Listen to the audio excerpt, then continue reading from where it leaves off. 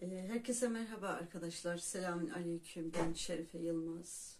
Bugünkü anlatacağım konuda yaşadığım astral seyahatte istediğim yere gidip geldiğimi fark ettim. Daha önceden belli bir yerde kalıyordum.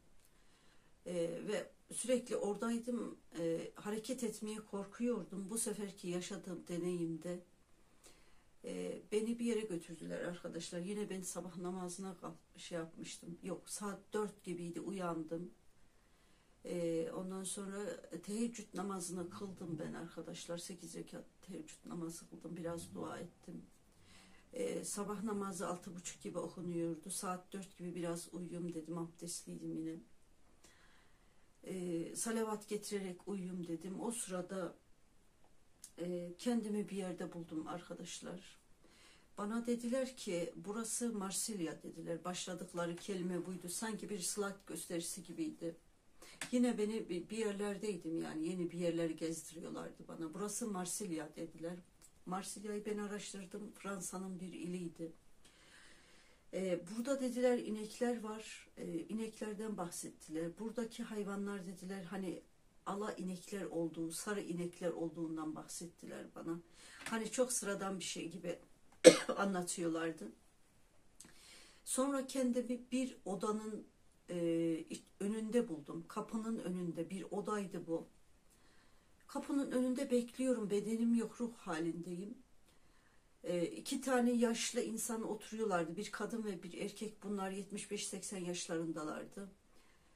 O civarlardalardı yani. İki tane koltuk koymuşlar. Tekli koltuk. İki tane pencere var. Küçük küçük iki pencere vardı. Bunların iki de köpeği vardı arkadaşlar. Biri terrier cinsi, biri kurt köpeği vardı. Bunlar evde besliyorlardı. Kadın köpeğine seni dışarı çıkaracağım dedi. Ben kadının ruhuna, bedenine girdim, dışarı baktım arkadaşlar. Evin penceresi kumsal kenarıydı. Penceresi tam denize bakmıyordu. Sol taraf tam okyanusa, denize bakıyordu, sahildi. Ve çok güzeldi. Kadının gözleriyle ben dışarıyı izledim arkadaşlar. Kadının bedeninde. Onun gözleriyle dışarıyı izledim. Sonra köpeğine dedi ki seni gezdireceğim ben dedi. Terrier cinsi bir sarı bir köpeği vardı. Köpek dışarı çıkacağım diye çok heyecan yapmıştı. Sonra ben o köpeğin içine girdim. Köpekle beraber, kadınla beraber Marsilya sokaklarında bir şeyde oturdum. Bir arsanın önünde böyle evler vardı. 2'şer katlı evler vardı. 4 yol ağzı. Böyle 4 yol ağzı vardı, evet. Oturdum, dışarıyı izledim. Sonra dedim ki hadi Şerife tekrar o eve git bakayım, yapabilecek misin dedim, bilinçli bir şekilde gidebilecek misin, hareket et. O köpeğin içinden çıkıp tekrar onların evine gittim. Sonra tekrar dışarı çıktım, dışarıyı izledim, sahile baktım. Bu çok güzeldi arkadaşlar, bilinçli yaptığım bir şeydi ve kendim hareket edebildim orada. Normalde mesela astralde daha önceki gördüklerimde bir kere daha böyle olmuştu. Bir de caminin etrafında gezinmiştim. Kendimi bir caminin önünde buldum. Orada o kadar hızlıydım ki böyle kuş gibi hafiftim, uçuyordum ve çok mutluydum. Hani bunu yeni keşfetmişim de sanki orada bunu deniyordum. Aşağı doğru kayıyordum. Yokuş aşağı bir cami vardı. Caminin etrafında geziyordum. Burada da aynı denedim. Uzun süredir onu yapamıyordum. Bir de orada denedim. Bana Marsilya'yı gösterdiler arkadaşlar. Yine yaşadığım bir şey, bu hafta yaşadığım bir şeydi. Çok ilginçti. Anlatayım size onu da. Yine ben sabah namazına kalkmıştım arkadaşlar. Namazı kıldım. Uyuyayım dedim. Bayağı bir dua ettim. Bir de hastaydım ben o gün. Çok hastaydım. Ateşli hastalık geçirdim. Boğazım falan iltihaplanmıştı ve gece çok oturup Kur'an-ı Kerim dinledim. Namazı kıldım, oturdum. Bayağı da üzüntülüydüm. Hastalıktan dolayı da hiç halim yoktu. Dedim ki Allah'ım uyuyayım biraz. Uzandım. Abdestliydim de yani. Gördüğüm şey şuydu arkadaşlar. Yanımda beyaz bir el vardı. Beyaz bir el sağ elimin üzerine elini koydu. O nurlu eli izleyerek uyudum arkadaşlar. Bembeyaz bir eldi bu. Çok güzeldi. Böyle parlıyordu. Sanki fosforlu bir eldi böyle. Karanlıkta o elin ışığında sağ elimin üzerindeydi böyle. Eli uzattılar. Onu izleyerek uyudum öyle. Yine yaşadığım bir deneyimi anlatayım arkadaşlar. Sabah namazına kalkacaktım ben.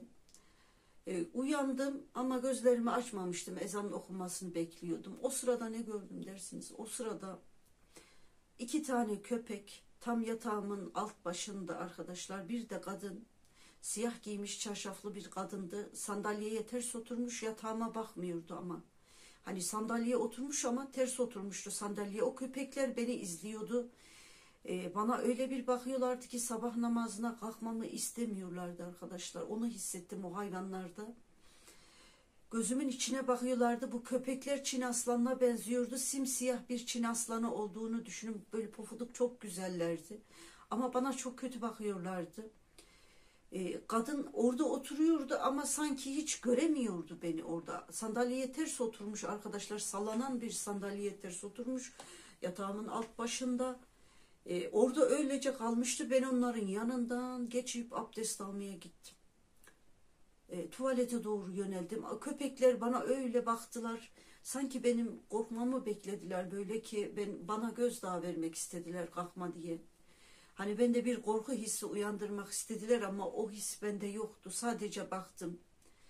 Çok ürkütücü bir görüntüydü. Düşünsene sandalyeye ters oturmuş bir kadın. Sandalyeyi ters çevirmişti daha doğrusu. Yatağımın alt başında sandalyeyi böyle yatağımıza bakarak değil de sandalyeyi koymuş ters oturmuş böyle. Köpekler yanında, kadın uyuyor ama köpekler bakıyor. Sanki bana haber versinler diye onu yanına koymuştu o hayvanları. O hayvanlar bana baktılar. Çok kötü bakıyorlardı. Aslında böyle içim ürperdi ama sonra birdenbire sanki bir cesaret geldi arkadaşlar. Öyle bir bakışlar vardı ki bir görmeyin. Çok kötü bir duyguydu. Böyle birdenbire kalktım onu öyle görünce şok oldum.